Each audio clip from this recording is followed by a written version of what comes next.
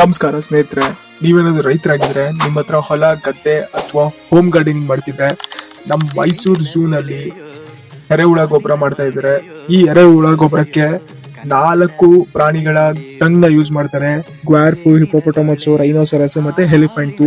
ಈ 4 ಟಂಗ್ ನ ಕಲೆಕ್ಟ್ ಮಾಡಿ ಫಸ್ಟ್ ಬೆಡ್ ಆಗಿ ಅರೇಂಜ್ ಮಾಡಿ ಅದನ್ನ ಎರೆಹುಳ ಬಿಟ್ಟು ಕಂಪೋಸ್ಟ್ ಮಾಡಿಸಿ ಈ ರೀತಿ 50 kg ಬ್ಯಾಗ್ ಅಲ್ಲಿ ಪ್ಯಾಕ್ ಮಾಡ್ಕೊಡ್ತಾರೆ.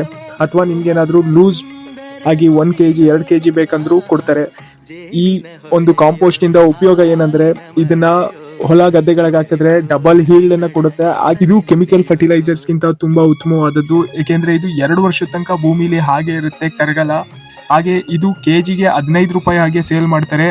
ನಿಮ್ಗೆ ಏನೇ ಬೇಕೆಂದ್ರೂ ಡೈರೆಕ್ಟ್ ಮೈಸೂರು ಝೂಗೆ ಹೋಗಿ ಅಲ್ಲಿನ ಸಿಬ್ಬಂದಿಗಳನ್ನ ಭೇಟಿ ಮಾಡಿದ್ರೆ ನಿಮ್ಗೆ ಈ ಗೊಬ್ಬರ ಸಿಗುತ್ತೆ.